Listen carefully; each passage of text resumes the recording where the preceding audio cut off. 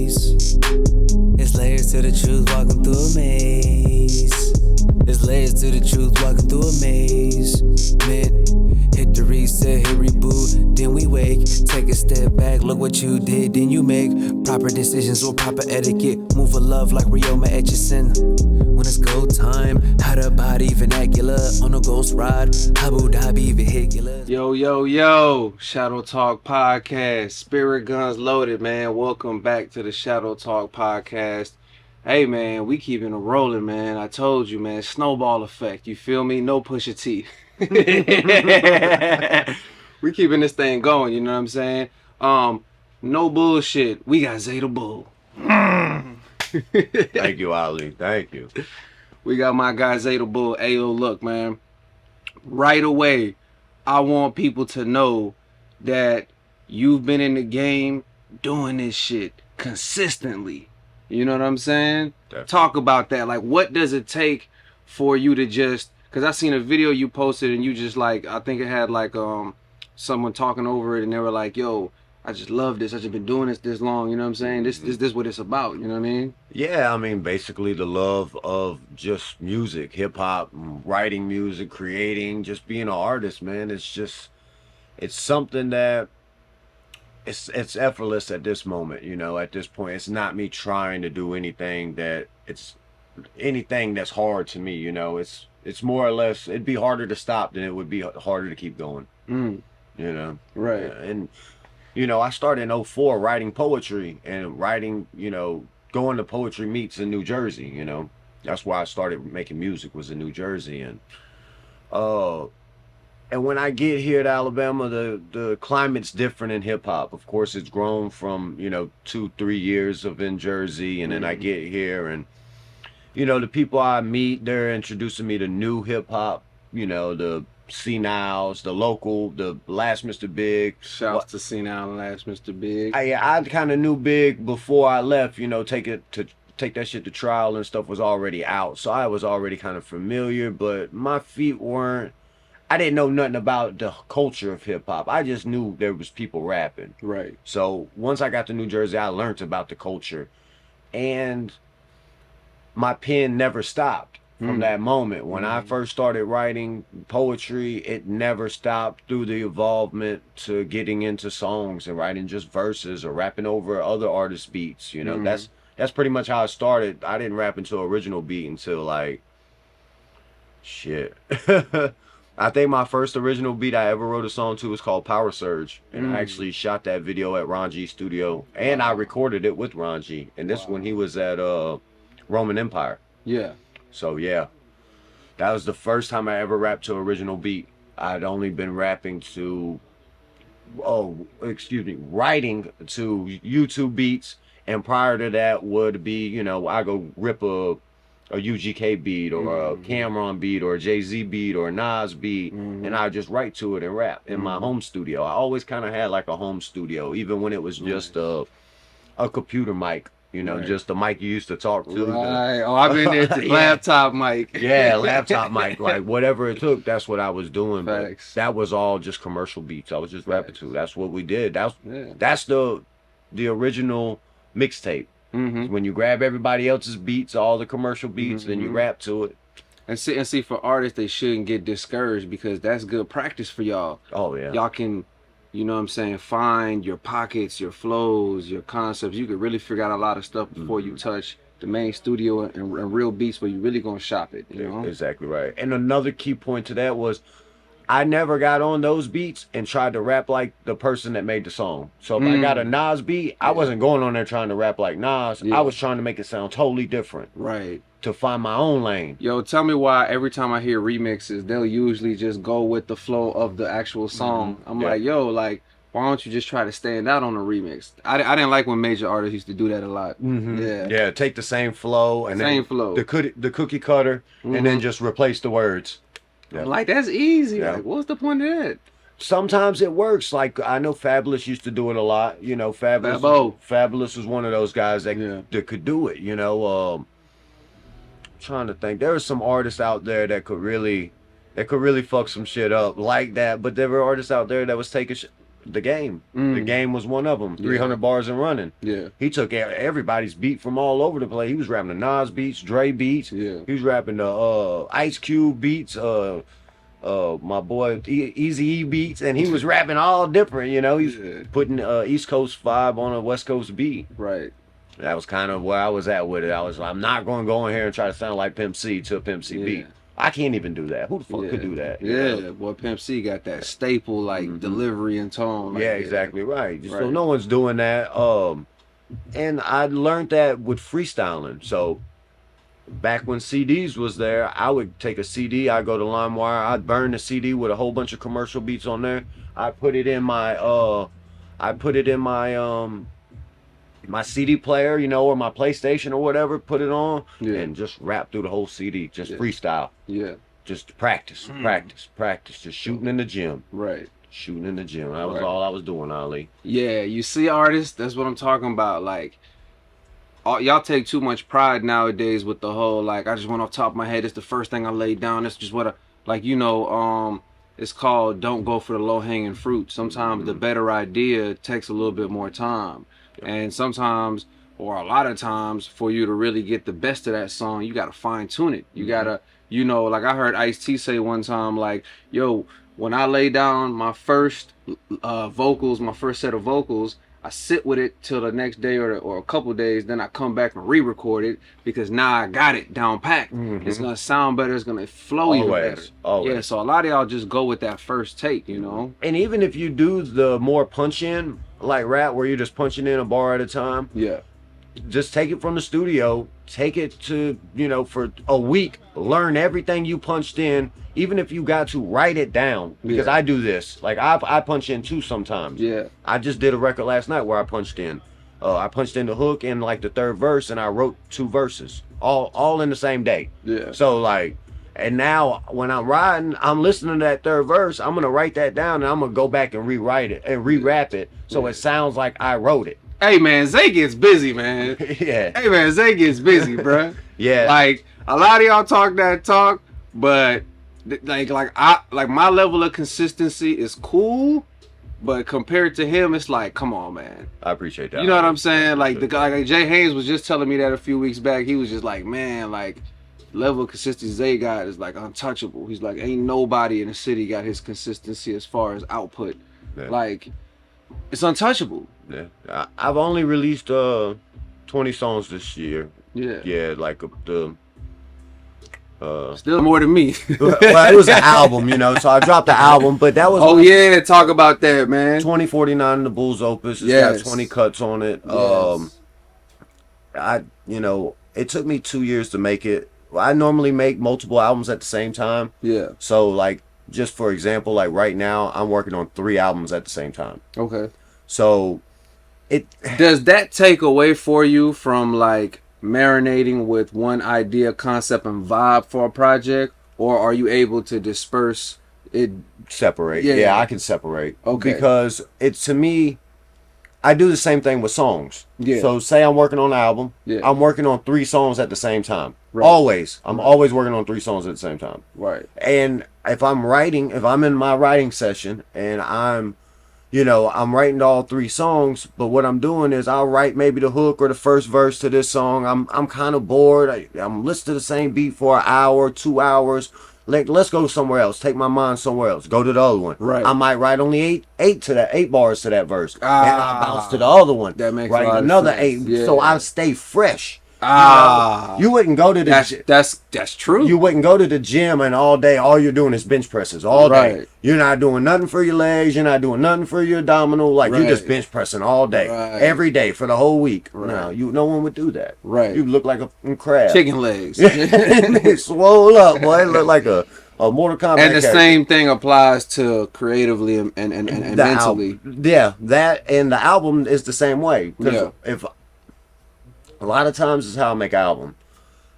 So I'm constantly making songs, right? And most of the time I'm not really like subconsciously like, this is going on this album, this is going on this album, this is going. It's not how I do it. What I do is it's not complicated, but it is kind of complicated. I just pile up songs in a pool. I call it a song pool. And I listen to the Pooh all the time. I listen to myself more than I listen to anybody. So I know that might sound egotistical or whatever, but I have to know I what don't think so at where all. my product's sitting Yeah. and where it's at. Yeah. So I got a pool of 70 songs, right? Yeah. And now I'll go in. I'm like, man, what's the best songs out of it? What's the Yeah. best 20? Right. Or what's the best 40? Right. Get the best 40. Then narrow that down. Then narrow that down. And then there the album comes out with what's Right. the best in this pool. Right. And then that's how it works. That's a smart strategy. You're taking that the absolute best. You know what I'm saying? Exactly, the best. Putting it out there for sure, man. Like, with a lot of your projects, have a lot of them been, you know, more? Because I see this one was 20 tracks. Do you stay in that range each mixtape or album, or does it vary for you? So mixtapes are different. So for mixtapes 12, 14, 16, 18, like Yeah. my first ever mixtape I ever done was 24 songs. Yeah. 21. It's 21 songs. But when I started releasing music on digital streaming platforms, DSP, Spotify, Apple Music, Tidal, I went to more of a commercial vibe where it's like 16 songs. That was my first album, was 16. This is my biggest album by far. Yeah. 20 songs was my biggest. But Okay.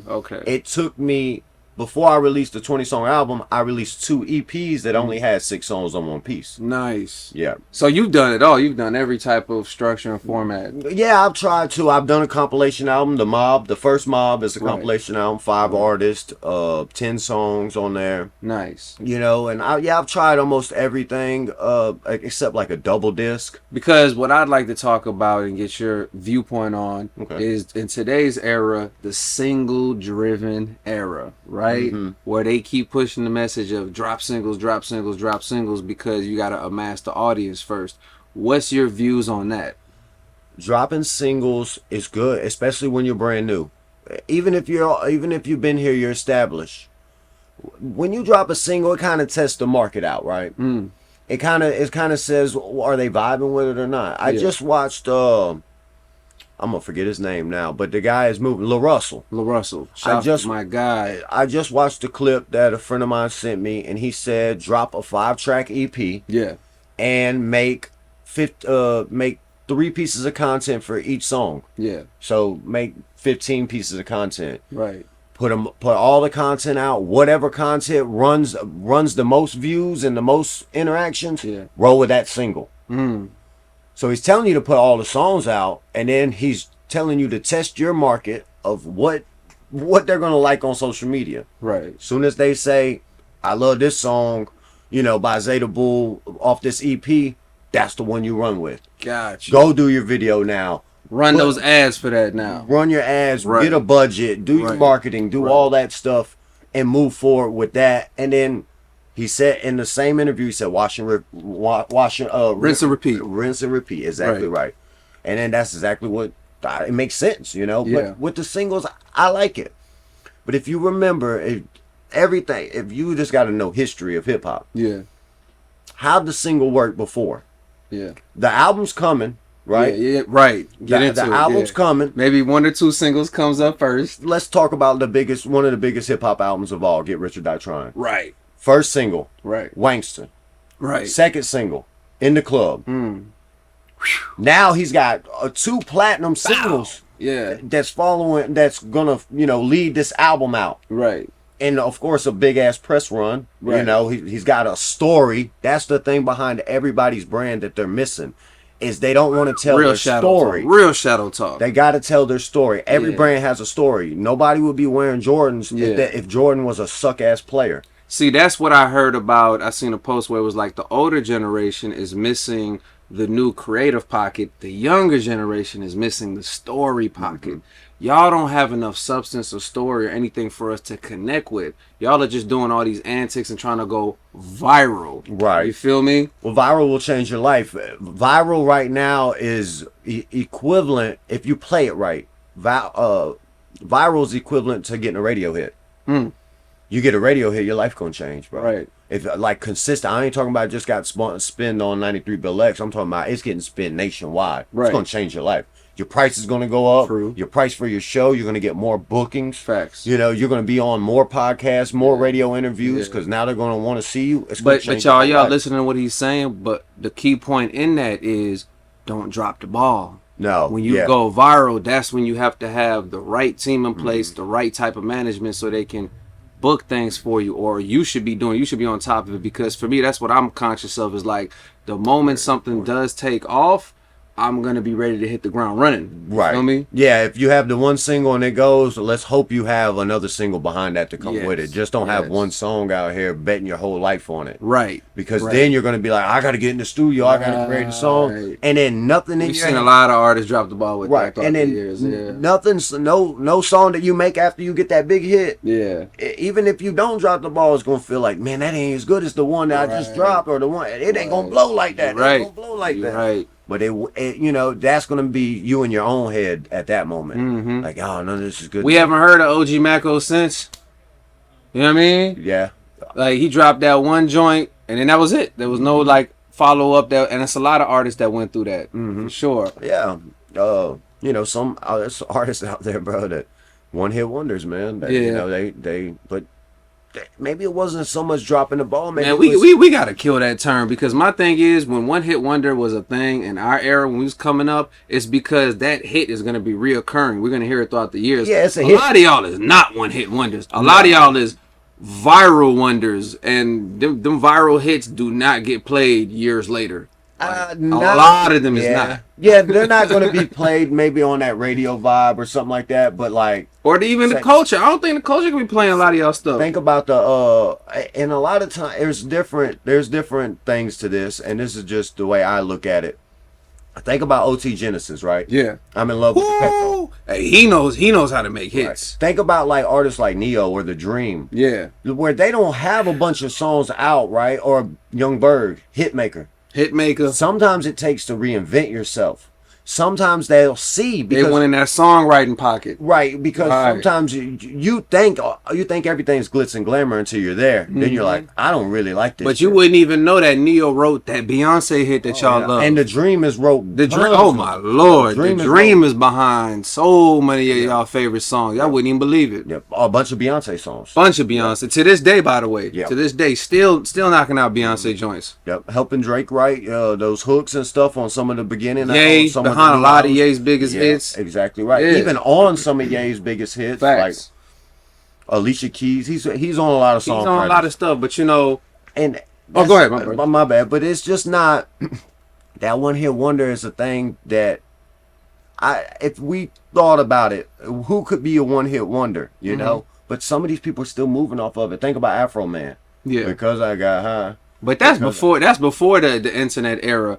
He made a joint that resonates with a particular subculture in hip hop. You know, the weed heads. So that's always gonna be around. Right. And his has a level of substance to it. That's really the key point I'm trying to make. Is a lot of y'all's viral hits doesn't have anything that actually connects with people. It's just a random antic troll song. Like, bro, no, I'm being honest with y'all. No one's gonna play that 10, 20 years from now. Nobody. Maybe not. No. Yeah, and if somebody does, it'll be a little one-off, little 13-year-olds, and that's about it. I'm just being real with y'all. Or someone that was there during that era. Someone was there, you know, and then at that time, it's just a one-off little nostalgic night, and you're gonna be one of the other 1,000 other songs that had their little microwave moment that's gonna get all tossed in there. And they're not even gonna play your full song to it. They just play 30 seconds of their favorite part. That's enough to get paid, though.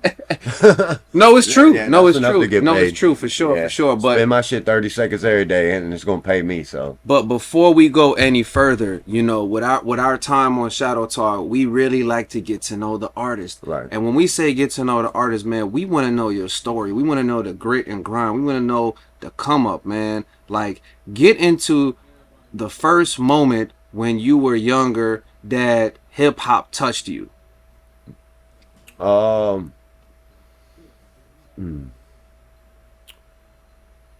Eminem. My Name Is. I heard it. I was in 5th grade. We had like we have that field day or whatever. And when, you know, they let the kids run wild. Yeah, I missed the field days when everything's going on outside. Yeah, it was too much fun. You got the jumpers and the slides and stuff. I remember that. I come into class and they're playing the radio and the song is on the radio. Yeah. You know, my name is, My name is Chicka Chicka Slim Shady. Yeah. So I'm like, I never really heard hip hop for real before this time. Like, Right. now I hear it on the radio. I'm like, what is that? And then I just dig in. I start Some of digging. your soul connected. You like, man, this feels good. And then the next year, 6th grade, I guess I started listening to rock. My mom loved rock music and stuff like that. And like alternative rock. My uncle listened to alternative rock. You had an like, eclectic background. yeah, like my favorite rock band would be like the Red Hot Chili Peppers. Okay. Yeah, like Pink Floyd, Nice. Aerosmith. Nice. Like I rock with stuff like that. So Nice. that's kind of where I come from with music. Classical. My mom used to play tons of classical music, Yeah. like big like orchestras and stuff like Wow. that. Yeah, so I'd be walking around the house and she'd just be spinning that like I'm it's a huge fan. Yeah. I love that. it's great, man. It's great for anything. Are you writing? Are you concentrating? Are you just doing It's something? very, productive? it's creative. It's soul fulfilling. Like it feels, that's the stuff that really uplifts the vibration. Exactly. Yeah. Yeah. Good vibrations, good megahertz. It's all right there. Yes, So real shadow talk. I'm a big Eminem fan. I'm learning all the lyrics. I'm listening to the albums. My mom's buying them for me, stuff like that. And then 8 Mile comes out, showing me things of hip hop that I never really seen before, like with my own eyes. Right. Even if it was scripted for a movie, this is what, this is how M came up. And I get the soundtrack, and this is where hip hop really touches me. Yeah. I hear Wankster. Yeah. Wankster's on 8 Mile soundtrack. Yeah. I hear it just repeat over and over again. Repeat. And this is where in my mind I'm saying to myself, I can do this. I could write this. And that's where when hip hop touches you, it's just, getting your feet wet. Yeah. But when you hear that song, it says, and it makes you say, I can do it. Yeah. That's when it's grabbing you. And it's like, Wow. look, if you want to do this, you gotta love it. You gotta love me. You feel what I'm saying? Yeah. And then that's where it was. It was Wankster. Wow. Then it was in the club, and then, but before, like, mind you, now I'm listening to Ludacris. I'm listening to Trick Daddy. Yeah. I'm listening to Hot Boys, G Code, Juvenile G Code album. Like, I'm listening to Drinking Partners, the Young Bloods. Like, you don't give a damn, we don't give a fuck. Like, Yeah. I'm listening to all this stuff. Lil Flip. I love like Texas rap. Like, I'm a big fan of like Texas rap always. I'm listening to the Clips. Like, I'm listening to like R. Kelly and like R&B. So it's different, all different regions you take. Yeah, I'm listening to everything. Right. Like, and I love like Florida rap. I'm from Florida. I was born in Florida. So Yeah. like, I love like Trick Daddy. Like, he's one of my favorite rappers. Oh, okay. Right. So I'm already hip on all this, but I ain't really got my feet wet in like New York rap. Yeah. Like the Mecca. Like, I Yes. don't know about the Mecca. Yes. But quick after the 8 Mile came out, I moved to New Jersey. Mm-hmm. And now I start learning about the Mecca. This is before Get Rich or Die Trying comes out. When I moved to New Jersey, the same year I moved to New Jersey, Get Rich or Die Trying comes out. Wow. Yeah, I went and bought 2 copies of the CD because 50 Cent's my favorite rapper at this moment, you know. Right. And then The Massacre comes out.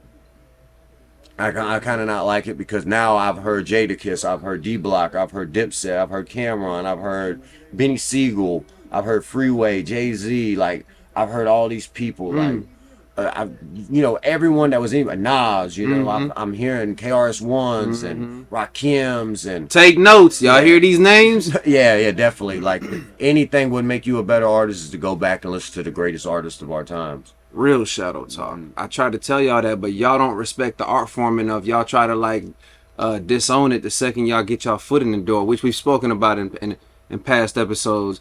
But yeah. So from that point on, when was the first time you remember writing your first rap? So I started with the poetry first, and then I was going to poetry meets, actually getting up, spitting the poetry.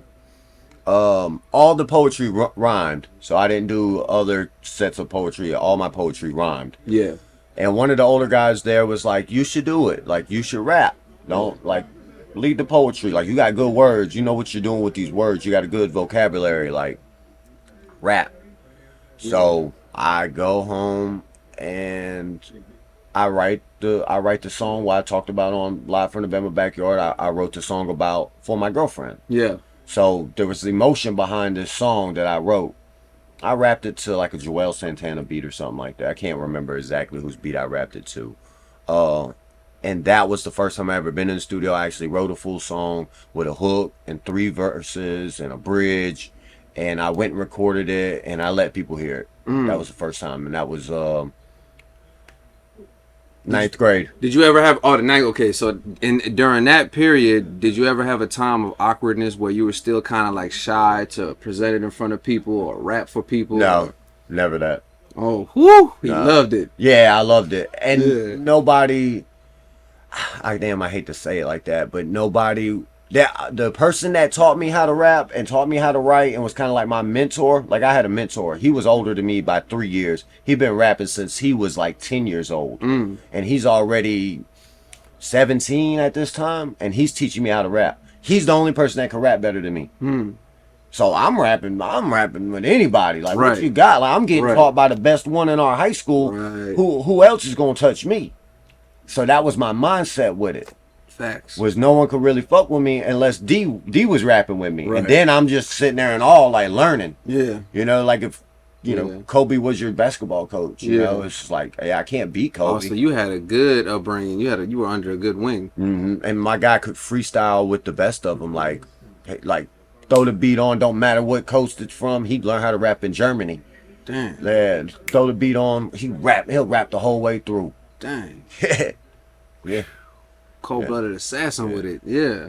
And you know, he went to it's chess.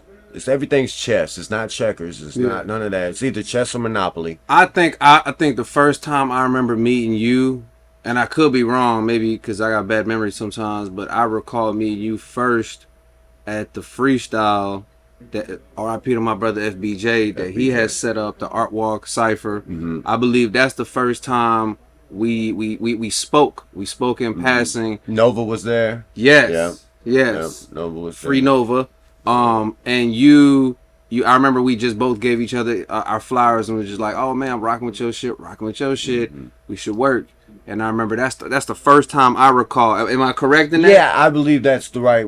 I watched that video time to time. There's a video of me rapping all my whole verse. Yeah. And you're in the background. There's tons of people in the background, but TJ was there. Tons of people. French Mob was there, I think. Yeah. Like everybody was, like it was there, and City was out. You know, I stepped up and rapped for like 3 minutes. I was the first guy to rap. Yeah. PJ was like, go up there. Yeah. Yeah. I wrote the verse to his beat, and then I had another verse in my head, and I rapped for like 3.5 minutes straight. Yeah. Yeah. Spaz too. Yeah. Trust to believe. Spaz. Yeah. You can too. go to YouTube and watch that. That's on my YouTube. Man. But, Facts. yeah. FBJ was the first person. That's the first time I touched the mic at a show, other than one I did with my homie Rod. When I moved here, I started rapping with a guy down here named Rod, Young Rod. He was signed to Relic J. Simon's label Boondock ENT. Yeah. And yeah, so that was the first time like with him, he was kind of like my wingman then, you know, we were like a team. We wrote raps together, and he really taught me a lot, because mind you, I learned how to rap in New Jersey now. So all my flow is like New York, East Coast. Got you. Now I'm down south and I don't sound like nobody, but he's like, Zay, you got to learn it. Like, you got to learn it, you know, like, because you're going to be here. Like, you got to learn how to rap like this too. Right. And he pretty much walked me through how to rap like a down south artist, and now I can do both. Yeah. It's good. I think the down south difference is just a little bit more like different, just slower pockets of flows, and also just different, more I don't know how to say it. It's just more like with the Texas, like the chopped and screwed. Like it's just different. Like it's just different types of vibes. Yeah, I think down south is the one that really pushed out the wave that we see now, where it's like, oh, it's just about the vibe. It's about, you know, how it makes me feel type of thing, as opposed to the East Coast, where it's like it's thought provoking. But my thing is, we need both, and that's what's missing in the game right now. We got to be able to fuse both, and you know, that's what guys like Zeta Bull do. He's somebody that is respects his intellect, and he respects his the vibes as well, and being able to I create respect things the culture too. the I culture mean, like that could play in the everybody. club, that could play Yeah. in the whip, that could play on your headphones by yourself. You feel me? Like we were talking before we started about the Kid Cudi album, Yeah. about the Man on the Moon. Yes. I was listening. I would listen to the Man on the Moon. I'd take Man on the Moon out. I listen to Plies. I listen to Kanye. I go Yeah. listen to 50 Cent. Go listen to Yeah. Eminem, Ludacris. Yeah. You know, Trick. You know, then I go to Wayne. And Yeah. you know, you respected the culture. no you one took it all in, and I do that and today. it was genuine. Like I like Future. Future drops an album. I'm gonna listen to Future. Right. Drake drops an album. I'm gonna listen to Drake. What's my other guy that I really rock with? Dang, what's his name? I fuck with Travi real hard. Yeah. What's my guy's name? And I'm fucking forgetting. Oh, Young Thug. Big Okay. Fun. Okay. Yeah, I fucks with Thug like I rock with Thug since No Flex Zone. Yeah. Oh, now that was no. What was Thug's first one? Oh, Stoner. Stoner. Yeah, Yeah. I fuck with that. I fuck with Ray Shrimmer too though. But yeah. And speaking of what he just talked about, yo, we about to get into part 2, and we about to really get into the culture, because there's a lot of things going on in the culture. Definitely. Young Thug is in the pen right now. We're going to speak on that. We're going to speak on the Gunna situation. We're going to speak on all that.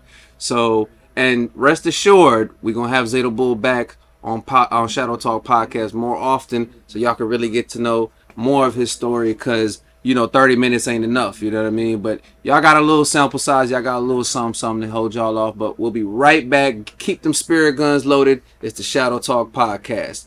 2! Yo, welcome back to the Shadow Talk Podcast. We got Zeta Bull in the building, spirit guns loaded. Yeah, we just left off on the whole Young Thug thing, so let's get into it, man. Like, far as the whole Young Thug situation goes, what side do you fall on? Because there's some people that are like, yo, he did a lot bad things to the community, whatever, he deserves what he's getting. And then it's got other people that are like, yo, this dude Gunna is a snitch, and you know what I mean, some of them feel like they're not riding with him. Some of them feel like, yo, because his song is going off. Like, we riding with him. He's a good artist. This, that, the third. So where do you fall into all of that? Like, how do you feel?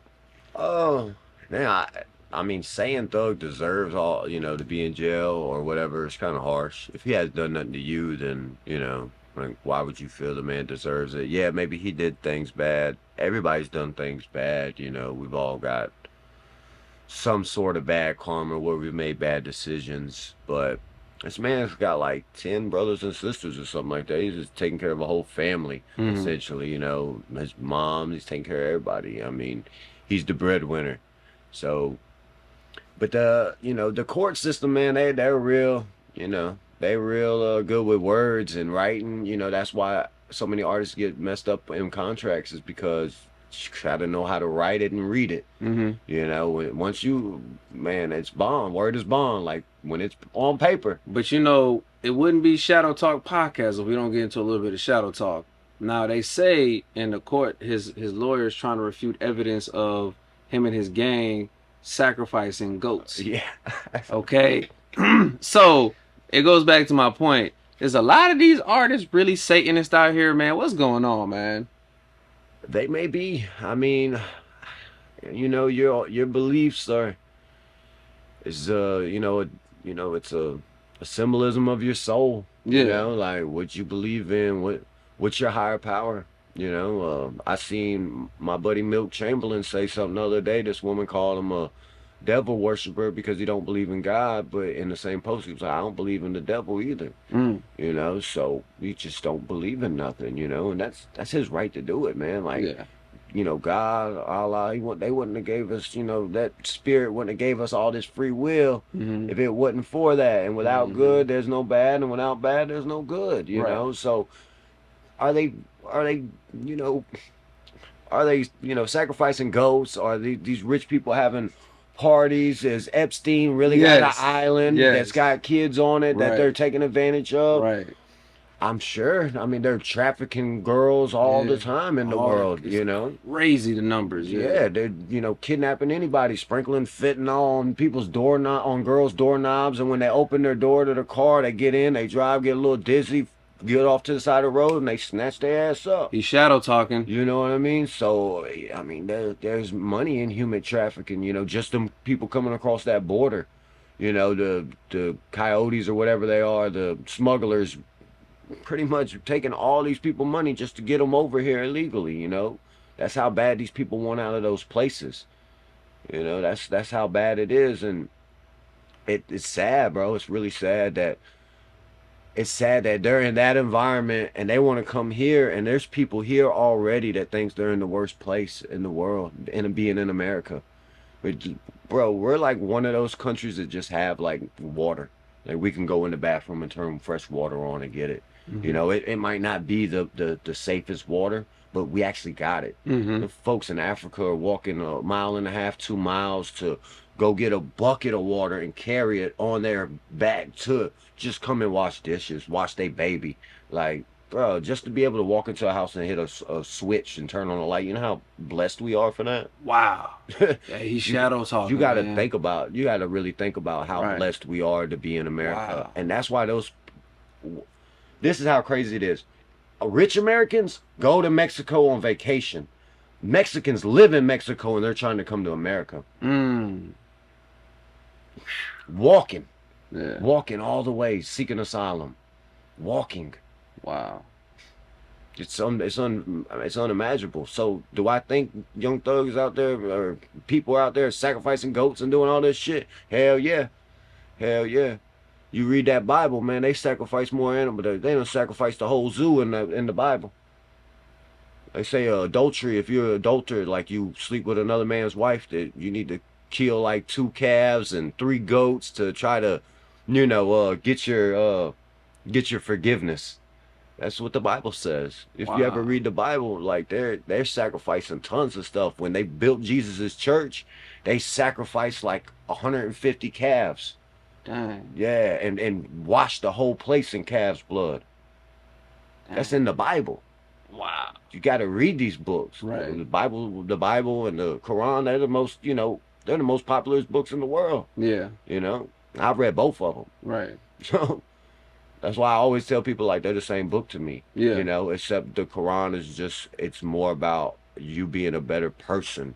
You know, it touches more with your spirituality, like just be good. You know, and the Bible's giving you a bunch of examples of people that wasn't good or people that were good and they were willing to do that. Parables. Yeah, parables. Right. Exactly right. Right. I got a song called Parables too. Dope. Yeah. Yeah, and I think that's what it is with the Bible. Sometimes a lot of it is not being interpreted right because a lot of it I don't think is literal. I think there's metaphorical sense to it. I think a lot of the events in the Bible didn't happen. I think they're really like stories. They're trying to teach you lessons and put things in perspective. Or maybe it did happen and then Yeah. King James changed it. Yeah. You know, because the King James version was rescripted by King James. And that's the real shadow talk. Yeah. So you got to know what book you're reading. Are you reading the Old Testament? Or are you reading the New Testament? Right. See, for me, I'm under the ancient Kemetic Islam. You know what I mean? Where it's just about, you know, like you said, self-evolution and self-acceleration, being in tune with your higher self. You know, because I feel like my mission in life right now is to help activate everyone around me to get in alignment with their higher self. Because the more of us that can really start thinking about the bigger picture, like what you just said, about what Africans or other individuals from other nations have to endure just to even drink water or whatever the case may be. And on the macrocosm of that, also, we need to goddamn utilize our powers and be able to take this planet all the way to the next levels to where it's like, that type of stuff should never even be a question, should never even be a problem. You know what I mean? And while still being able to self-preserve Mother Earth. And still really realizing that as blessed as we are, and as if you ever watch any documentary of any people in third world countries and they're on camera, they're always smiling. They're happy. They're always You know happy. why? Because their feet are touching the ground. They got that real currency of Mother Earth that we're missing because we're wearing shoes and all kind of... And don't let that go over your head. I'm dead serious. Dead serious too. I'm dead serious.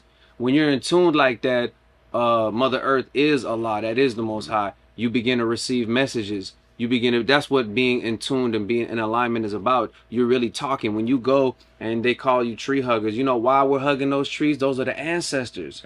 I'm receiving real messages in that process, real energy, real frequencies. That's That's real, man. So that's why he's saying they look so happy and they feel good, because they're really in alignment and tuned in way more than a lot of us. And there's also videos that show that their bodies and stuff are performing at much higher rates. They're bouncing up and down like they're our size and they could dunk like nothing. Just running fast, like crazy, like gazelles. Like you know, they're just could run for more. Their stamina is way more than ours. You know, they'll be out here. They're out there in the heat just like we are. We step outside in the heat, most people are just sweating down. Like they can't stop. Like, oh man, I'm just pouring sweat. You know, because they're not adapted to it. You know, I call them air conditioner babies. It's the people who just look out the window. Like, they might not even have no light on. Like, they ain't even got no light on inside. Got the windows tenfold over. They don't want to even see the sun. Wow. Straight vampires. Wow. But the sun is where all the energy's at. Facts. You know, do you see people that go bald? You know, go bald? Yeah. Yeah, well, that's vitamin D. What the sun gives off, your hair grows from vitamin D. Right? So, and then you ever heard of expressing people that wear hats a lot, they end up going bald? Yeah. No vitamin D. The sun is going to, you know. Got you. And also about your diet. We can also get on that. Your diet is a lot about why you go bald, you know. Right. Watching this crazy little thing about worms. We got worms in us. Everybody does. But they come from meat.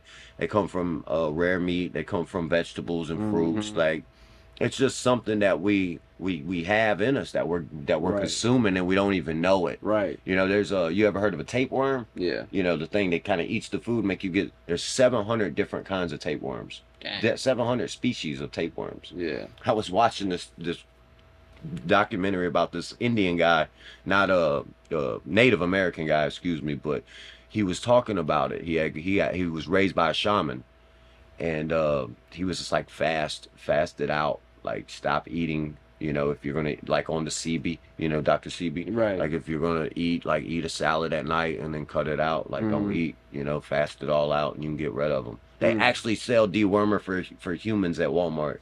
Wow. Yeah, that's wild. Man. And I'm glad you're talking on that, because that's the wave I've been on for a lot of years. And I just seen this one lady who recently died from starvation because she was fasting, dry fasting on top of that. And then on top of that, her regular livid or diet was strictly fruits and vegetables.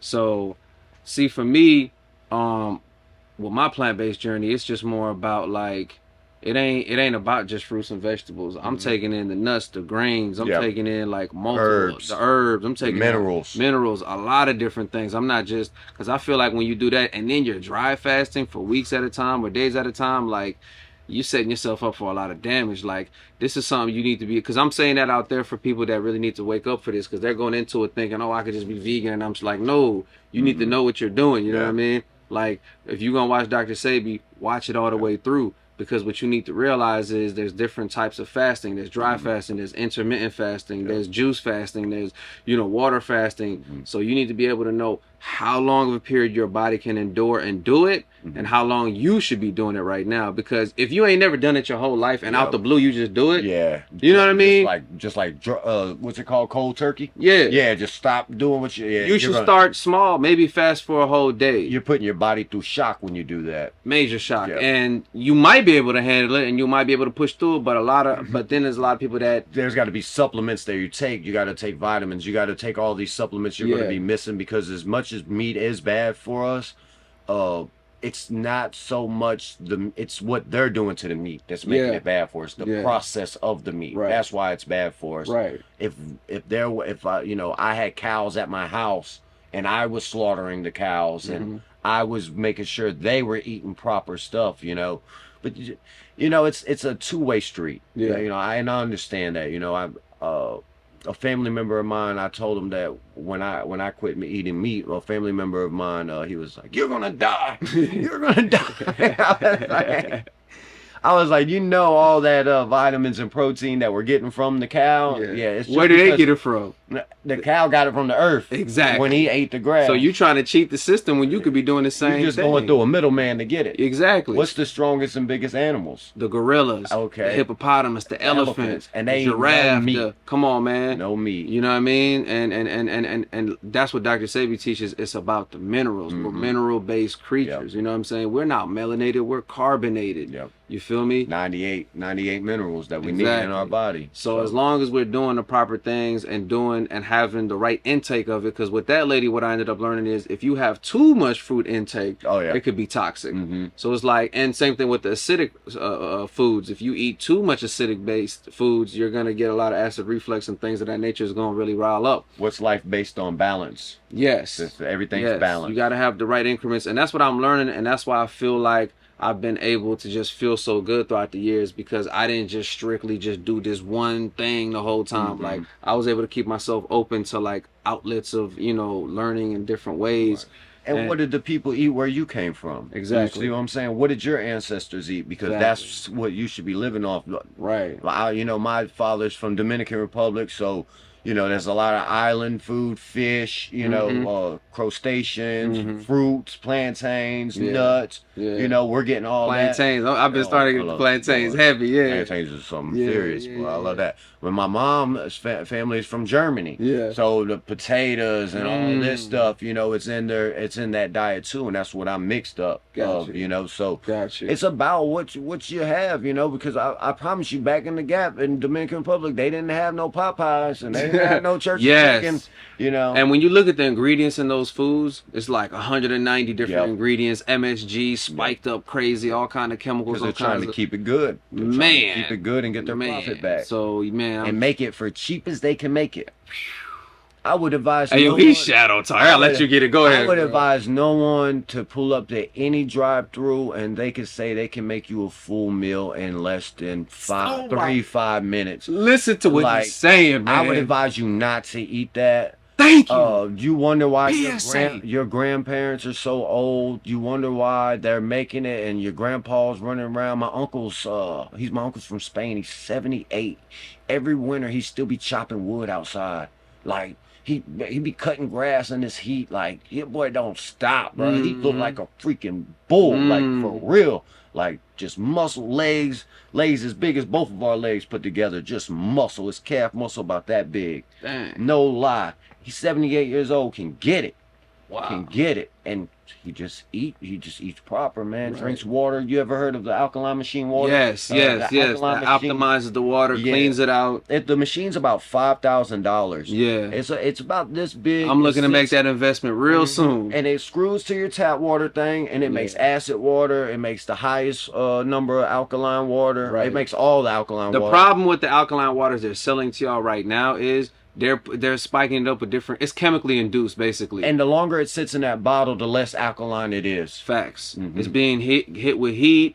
Some of it might not be BPA free. That plastic is damaging it. Definitely. You don't want to drink that regularly. So this machine is taking the water straight from your tap, wherever you live, straight from your tap, straight into your glass and making it alkaline. Right. The highest alkaline. Right. And this machine is $5,000 now.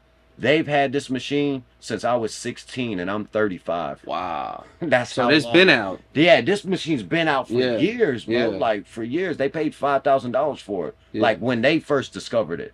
They had it since I was 16, I'm 35. Wow. That's all they drink. I discovered that recently and I'm thinking that's new technology. Nah, that's been out. Wow. It's been out. See, that's what our ancestors taught us. There's nothing new under the sun. Everything's already been discovered. Anything they teach y'all right now and you think like, and let's speak into this too about this, like all these aircrafts and UFOs and all that. I'm going to tell y'all right now, and I called it. Hey, Brandon, you watching this? Remember, I called it, right? Hey, Lisa, you watching this? Remember, I called it, right? Didn't I tell you they're going to fake an alien invasion? Didn't I tell you? What'd I say? You feel me? And they're trying to make it seem like, I'm going to tell you what they're doing. And this is what I heard from a reliable source that I rock with, right? That I'll leave unnamed for right now. I learned that what's really going on is those aircrafts that you see, that's us. We're inside them. We have that technology. They're making it seem like... Because we found it. We've been found. You know what I'm saying? We've been found it. Found it, right? and this is a technology our ancestors had. Now, were our ancestors different types of beings? That's what I believe. I believe there's other beings that roam this realm. You understand? And I believe that there's more that they're not telling us. There's more land out there. There's way more other civilizations out there. You know what I heard? I don't know if it's true or whatever. You know, I'm not a big conspiracy guy, but it's very interesting. They say the Big Bang that killed the dinosaurs was actually a spaceship coming with humans on it that landed and kind of didn't blow up, but landed, and they took over the world and killed all the dinosaurs off. Yeah, it was actually people. It wasn't a meteor or whatever they say, a comet, or it was actually people. And another thing to go back to on that UFO where you was talking about, what do you think? Do you think Steve Jobs just whipped this up one day? Like, he just was like, oh, you know what? Had a vision to whip this thing up right here that can do anything that you got the whole universe in the palm of your hands, bro. Don't let that, come on now. Think about this word. It's called reverse engineering. Yeah. You find a technology. You've never seen the technology. This would be like if we just found this on the street. There ain't none of these. This is just the one I found on the street. Yeah. We take it apart. We figure out what's going on, how it works, and then we make a new one. That's reverse technology. That's how you say that we're in those spacecrafts that they see. Right. We probably are. Yeah. Because we found them. Yeah. And then we made them run again. Figured it out. Yeah, and rebuilt it. And the whole agenda behind that, because I know that's what y'all thinking. Well, why are they doing it? It's the same reason why they did the whole COVID thing.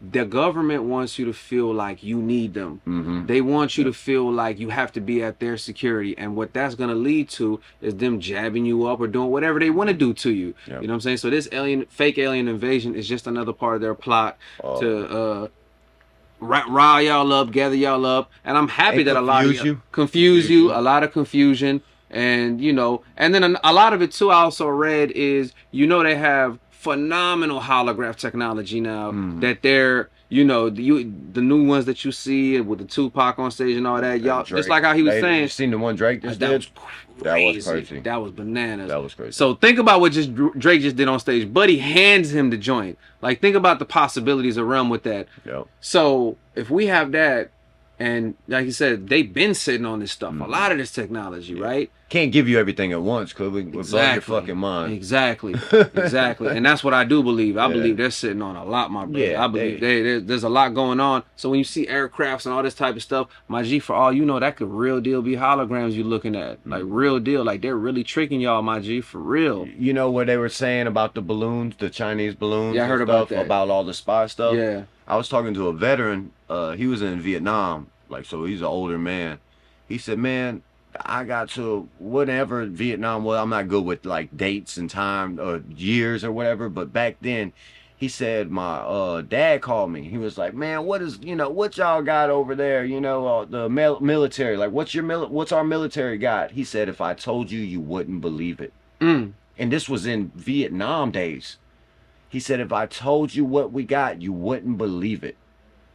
He said that they had, this is one story he told me personally. He said he had never seen nothing like it. It was a box. It was probably about as big as this wall right here. And it could shoot like 1,000 little missiles, like tracer bullets. You know, like I call them little missiles, but they're really bullets. And they're tracers. You know how like you watch Rambo and he's shooting and it's got a red line behind it? Yeah. It could shoot all them, like 1,000 of them in less than a minute. At whatever direction they want to direct it. Dang. You know, that's a funny thing. I love how they talk about the militia groups and stuff. Yeah. You know, like the people that's in the woods in America, and they're like trying to form this thing to the government, to take over the government and stuff like that. I find that super funny. Kind of like I find we can't find Bin Laden funny kind of thing. Like, then we got Obama comes and he kills, you know, Bin Laden. And just happens to throw his body in the sea. He just happens to know where he's at now. Come on, fam. Yeah, so what I find funny about that is they can fly a drone wherever they want to fly it and bomb somebody. Pinpoint accuracy. Yeah. I mean, they knock that eagle off of the table right now if they wanted to. Yeah. You see what I'm saying? But and this militia group that's in some Virginia mountaintop think they're gonna overthrow these people. Yeah. Bro, if they wanted you gone, they would just send that drone over there. They wouldn't send those soldiers. They send that drone over there and just take you off the map that quick. Dang. You know, and they talk about Bin Laden. We taught Bin Laden everything he knew. Facts. You see what I'm saying? Facts. We taught him everything. He was a CIA and FBI agent, and documented. But Bin Laden is rich as he was rich as fuck. Like Bin Laden wasn't no poor Pakistani person. Like he was rich. His parents were rich. They knew the Bushes. They knew all them. It's crazy. Obama actually related to George Bush, like through some marriage. You know how Obama got white in him. Yeah. He actually related to. Do you believe a lot of that is like puppetry, like they're puppets because they're all have that bloodline that they're in? Yeah, I don't think they're gonna stop. I think everybody's kind of got something to do. But like there's a rumor that Trump was the one that broke the matrix. He wasn't supposed to. He did. Trump he wasn't supposed to. It was the other person that I think Hillary. She was supposed to go in. A bunch of years ago, maybe 15, 20 years ago, Trump was actually quoted saying, "If I ran for president, I'd run as a Republican because they're not smart. I wouldn't run for a Democrat. I would run for Republicans because they're not smart. They're driven by passions." He said it would be easier to become a president as a Republican. See, Trump is not like people say he got money from money. Y'all gotta go watch The Wall Street Trapper. I don't know if you know who this guy is. His name is The Wall Street Trapper. And he'll break the Trump thing down, like the history of money. If you go read this book, it's called The Creature from, what's it called? The Creature from, I'll think of it. But Trump is one generation rich. Like his daddy got rich off some stuff. It's not a long run of stuff. His dad got rich, and then Trump got money from his dad. And Trump tripled all and doubled all this money. To make it what it is now, or to make him to have the money he is now. You know, so Trump is not like the Rockefellers or the Carnegies, and that's what I do. I learn about finances and where money came from, wealth. You know, John Rockefeller and the Carnegie Halls and all these Rothschild. All these people that the iron and all this stuff that they got rich off. Morgan. J.P. Morgan is the one. Like it's called. Man, I'm gonna look it up. I'm gonna tell you. I'll put it in the comment. We'll put the link in the comment. Yeah, we'll put it in there for you. Yeah, definitely. Because y'all should read that book, and it's about the National Treasury. Yeah. It's about everything where we, how we get money. Right. You want to know how they print $1 trillion? It's a bond. A bond's doing it. Go listen to Wall Street Trapper. He'll tell you the history of money. And once you understand money, whenever you'll understand it so well that you getting it'll be easy. Wow. Straight like that. We got 5 more minutes left, so I just really want to wrap things up on a high note because, this is one of the brothers in the city that's tapped in, that's been a part of the scene, and I'm happy to announce that, we have the Art Walk Cypher coming back in honor of FBJ, hosted by, D-Rock, Fresh in My Fresh podcast. Shouts to Ron G. Shout out to D-Rock and shout out to Ron G. Shouts to Ron G. For Studio House for setting the whole thing up. Ron G's been such a intricate person in the city and has really been helping everyone out. He was really helping FBJ out, with the Taco Tuesdays and getting him the food truck. Like, we had major plans was set, you know what I mean? Right. And so in honor of that, we're going to keep it going. You know what I mean? We're going to keep everything going. And also, we would like to definitely announce, I don't know when this one's dropping, but by the time this does drop, y'all should know we have a new live stream on our Facebook, IG, and YouTube for our Rap Function event. It's called BPM X Stream, where we do track reviews. So we would like all artists to hop on there. It's only $1 per minute, meaning if you want us to listen just a minute of your song, it'd be $1 per minute. So however much you want us to listen to, you feel me? So y'all tap in. The winner gets to make it to the finals of the month, and then we'll have a standoff at the final month. And whoever wins that gets an automatic slot on the next Rap Function. That's something you don't want to miss. And you're getting your track played in front of an audience. You're getting real reviews from individuals. From the platform it'll be something new and different, and we're gonna get into it. But with that on the horizon, we'd also like to ask you, man, what do you have that you would like to promote and what you got coming up next? Well, I want to say this before I go to about any music stuff, because I see a lot of great artists in our city, But I know deep down that a lot of their paperwork and the business side of everything is not right. Yes. So I want to add value to each and every artist that's willing to contact me. You can contact me on Instagram, Don_Zeta Bull. You can contact me on Facebook. My name's Jose Batista. If you ain't know, my artist name's Zeta Bull. You can contact me anywhere. My email is zetabullbooking@gmail. And I want to do consultations with the artist and help them out.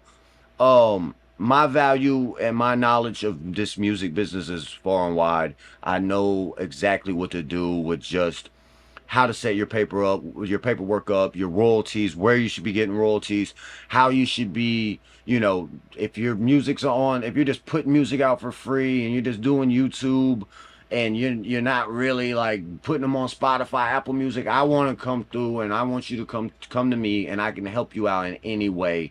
If I can't help you out, I know almost everyone in the city, honestly, and I could send you to them and they would be more than welcome to help you out. As you know, any value that comes from me is not going to be free. I don't have the time. That's my biggest currency is time. But I am willing and able to help anybody else that wants help doing the business part of this thing we call music and hip-hop here. And segue into what I have coming is my deluxe is still coming for 2049 The Bulls Opus. I'm going to drop my new single this month, Adorable, produced by Matthew Bates. I have The Mob 2 is still on the way. I just kind of laid back. I've been doing some mastering to it, making sure it sounds right. Yeah. And at the end of the year, I have an album that's coming, and it's going to be the biggest album of my whole entire catalog. I've been working on it for 5 years. It has a minimum gun talk, gangster talk, mob talk. It is really an album to my Kicking Knowledge saga that I started, because when I first started, I was a real like a lyrical rapper, like bar heavy metaphors. Like I didn't do a lot of gangster talk and drug talk, but I evolved, maybe devolved, into what I am, just to be more noticeable in the city that we are, because it's the kind of music that we make. And I lived a lot of that life that I could easily just tap into and talk about, and I never really wanted to. It's like a friend of mine, he came over the other day and he made this sad song, man. It's sad. It was so fucking sad. Had me a knot in my throat, man. I wanted to cry because he was touching me so much with the lyrics, And I was like, man, this is the saddest fucking song. I said, but it's the best song you ever done. I said, he said, man, I wish I could do it like that all the time. I said, man, you could. I said, you don't know the problem with hip hop and sad songs is nobody wants to relive that bad moment in their life and to put it on a song, on a track that they got to hear all the time. You wouldn't want to go around the world and have to relive the saddest moment of your life on a song every time you get there. You see what I'm saying? That's a good point. So it's hard to tap into that sad, but what I'm tapping in on my new album that's coming at the end of this year is the finances, the shadow talk, the knowledge, the paperwork, the business, the diet, the live it, the Sebi talk, all the stuff that we really need to know about. Right. And just for this podcast, I'm going to give y'all the name of the album, and it's called Let's Go. And It Was So. Yeah. See, you get exclusive stuff like this on Shadow Talk Podcast. You can't get premiere stuff like that anywhere else. You know what I'm saying? Don't let me gas this up. I'm just talking. There's plenty of podcasts out here doing it. Salute to all my brothers. Yeah. But yeah, exclusive stuff going on right here on Shadow Talk Podcast, man. And it's so. And it was so. And it was so. Like the Bible said. And it was so. And it was so. I've been working on it for 5 years. Yeah. So, and it's one producer that's producing the whole thing. Yeah. We've been working, it's the same producer that did my It's Pink or Warren, Homebound. He did Homebound, Borderlines. It's the same producer that did those beats, and he's an amazing producer. He's got all kinds of styles. His name's Soundwave. He's from Tennessee, and the guy is an actual genius when it comes to production. Shouts to Soundwave. Yeah, Soundwave. Thank you, my brother, for everything. And right now, my pool for that album is 35 songs right now. Right. We've got 35 songs together, unreleased. Nice. And it's really, it's that bag talk, really. Man. Hey, yo, look. Big bag talk. Big bag talk on Shadow Talk Podcast. 2049, the Bulls Opus Deluxe, coming this quarter. This quarter. It's coming this quarter. You know what I mean? You can find it on all streaming platforms at Zay the Bull. All right? So y'all go check out my brother. And, you know, I got so much I want to talk about, so much that, you know, that we want to get into. So, yeah, rest assured, we're going to have my bro back on. And Shadow Talk Podcast, a lot more Shadow Talk coming. Keep those spirit guns loaded. Zay the Bull, Shadow Urameshi, Ali Kazam, Shadow Talk 2. Early in the AM, riding in the beam, checking DMs. Yeah, I see him acting like he the first to come, like Santa Maria. Well, if it's gonna be like that, you can mistreat her. I don't wanna keep her just to see if she fails. Let her learn a lesson good till it's clear as a bell.